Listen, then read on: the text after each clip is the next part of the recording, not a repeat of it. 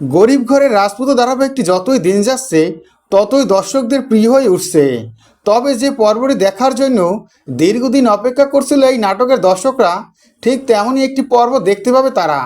তারা সবসময় চাইতো অনিক মেঘলার সন্তানটা যে জীবিত আছে সেটা তারা জানতে পারুক, এমনকি সেই সন্তানটাকে নিয়ে আবার নতুন করে সংসার শুরু করুক অনিক ও মেঘলা।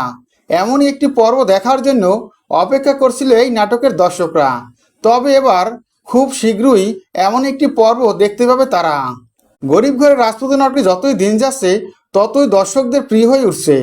একের পর এক ধামাকাদার পর্ব উপহার দিচ্ছে এই গল্পের পরিচালক।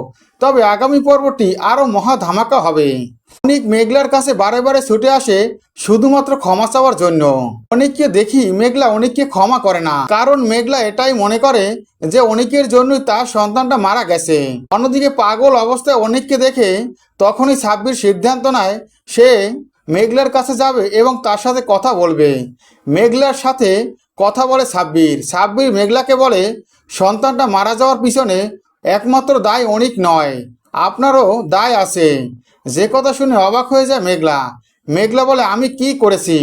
তখনই সাব্বির বলে, আপনি যদি প্রেগনেন্ট অবস্থায় এই বাড়িতে চলে আসতেন তাহলে কোনোভাবেই আপনার সন্তানটা মারা যেত না। আপনি যদি আপনার সন্তানটাকে নিয়ে সিরিয়াস হতেন তাহলে আপনার সন্তানটা মারা যেত না। আপনি কেন অনিকের উপরে দায় চাপাচ্ছেন? অনিক এখানে কি করেছে? যে কথা শুনে অবাক হয়ে যায় মেঘলা। এরপরে মেঘলাকে মেঘলার মা বাবা অনেক বোঝায়। এরপরই মেঘলা সিদ্ধান্ত নেয় সে অনিককে ক্ষমা করে দেবে। আর ঠিক তেমনটাই করলো মেঘলা অনিকের কাছে ফোন করে তার বাসায় আসতে বলে। এরপরে দেখা যায় অনিক বাসায় আসলে মেঘলা অনিকের কাছে ক্ষমা চায় আর বলে, সন্তানটা মারা যাওয়ার পিছনে আমাদের দুজনের দোষ আছে, তুমি আমাকে ক্ষমা করে দাও। এরপরে সকল ভুল বোঝাবুঝির অবসান ঘটায় অনিক ও মেঘলা। অন্যদিকে সাব্বির বৃষ্টির কাছ থেকে জানতে পারে যে মেঘলা অনিকের সন্তানটা জীবিত আছে। যে কথা শুনি সাব্বির সিদ্ধান্ত নেয় এবার তাদের সন্তানকে ফিরিয়ে দেবে সাব্বির।